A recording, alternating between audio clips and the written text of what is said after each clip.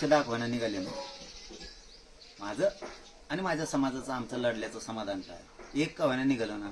काही काही मत होते एक दाख आणि मराठा पुढं नागाश. काही काही जण असे वल्गना करत होते त्यावेळेस की या गॅजेटवरनुसार नुसता एक दाखा आम्ही नागाश होतो मराठा समाजात. 300 दाखवायला निघाले ना, निघते ना हळूहळू सगळे जण. मराठवाड्यातला मराठा 1 वर्षाच्या एक घर राहत. 70-80 वर्ष नव्हतं ना, दम्मा दम्माने मी माझा समाज घालतोय. मला माझ्या समाजाच्या लेकराची काळजी, कोणाकोणाला कशाची काळजी हे मराठा समाजाला चांगलं माहिती. मी माझ्या समाजासाठी झिजतोय, झुंजतोय, झुंजणारे, मी लढत राहणारे. फक्त आता एक गोष्ट लक्षात आली, जळणाऱ्याची संख्या लई मराठा समाजावर असल्यामुळं आपल्याला टप्प्याटप्प्यानं हळूहळू मराठा समाजाला आरक्षणात घालावं लागणार आहे. एकाएकी घातल्यावर खूप जणांचे पोटं दुखतात आणि ते दुखू द्यायचे नसतील तर आपण जरा दम्माने जाऊया. त्याला नाविलाज आहे. 70-80 वर्ष आपण दम काढला, वर्ष 6 महिन्यानं काय फरक पडणार नाही. आपण टप्प्याटप्प्याने सगळे जाऊ आणि सगळे घालतो. आता मी 17 संस्थांच्या JR बद्दल सुद्धा परवा बोललो. शिवेंद्रराजे साहेबाला स्वतः फोन करून सांगितलं की त्यावेळेस राजेसाहेब तुम्ही जबाबदारी उचलली. मी विखे पाटील साहेबा सुद्धा बोलतो.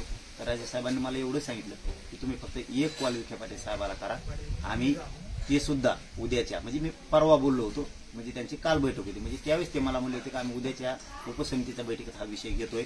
आणि मला अशी माहिती मिळाली की त्यांनी आयुक्तांना सांगितलंय अहवाल मागून घ्यायचं. कारण मी कोल्हापूर गॅजेट सुद्धा सांगितलं त्यांना परवा सांगताना. कोल्हापूर गॅजेट पण त्याच्यामध्ये घ्या आणि पुणे आणि औंध आणि साताऱ्याचं याच्यामध्ये पश्चिम महाराष्ट्रातला अख्खा मराठा समाज, पश्चिम महाराष्ट्रातलं म्हणजे पूर्वीचं 17 संस्थांचा खूप काही भाग अर्ध्या कोकणापर्यंत होता. म्हणजे अर्ध्या कोकणापर्यंत सुद्धा मराठी आरक्षणात जाऊ शकते.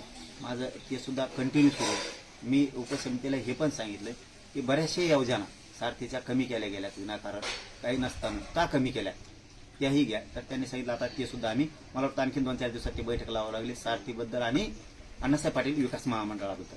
कारण तिथंही निधी नाही आहे महामंडळाला. त्याच्यामुळे लोकांचे परतावे आहे ना, नुसते LY ओपन करून दिले, नुसतेच त्याला ॲक्सेप्ट करायला लागले, पण पाठीमागच्या पोरांची सिव्हिल खराब व्हायला लागली ते हप्ते थकल्यामुळे. तेही विषय मी त्यांना पूर्ण सांगितला.